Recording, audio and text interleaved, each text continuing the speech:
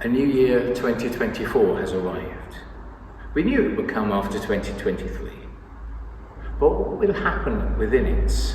Where will we figuratively walk? Every so often there are programs on the television that take us on a journey around another country with the host.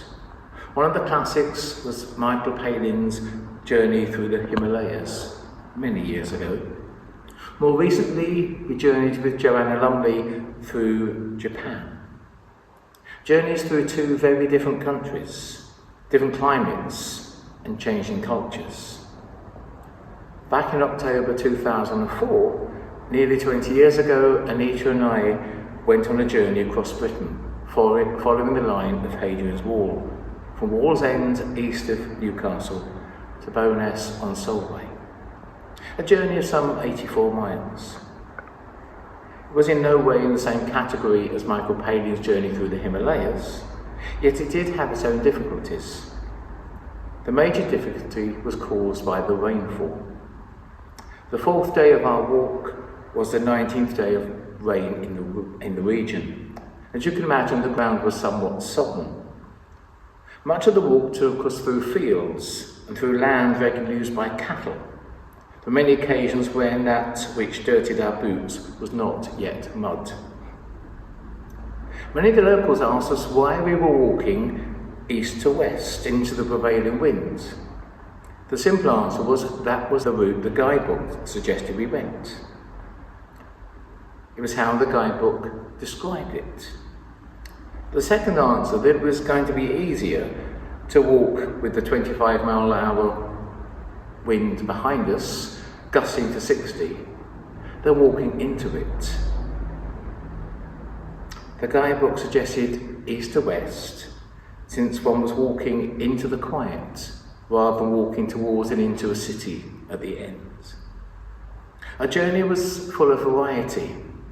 There was the cranes of the shipyards on the Tyne, there was the crags of granite in the middle of the country, and onto the wide open space of the Solway Firth. Around each bend was a different view, man-made or natural.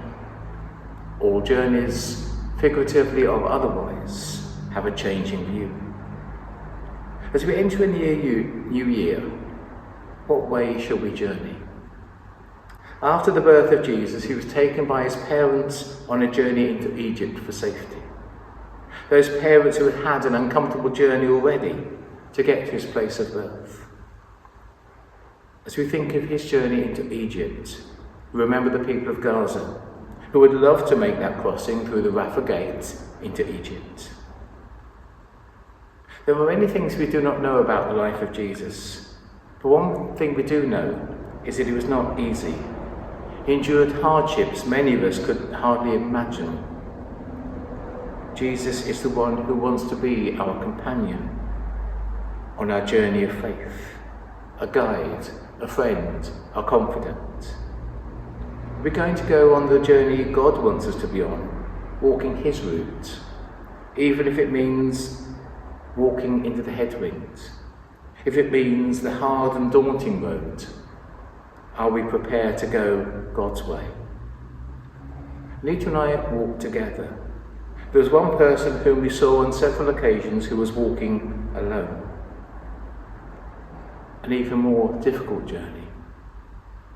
I encourage each of you not to make the journey through life on your own, but to have the company of Jesus with you, the Son of God who will never leave you and who knows the way which is best and safe, though it may be daunting for us.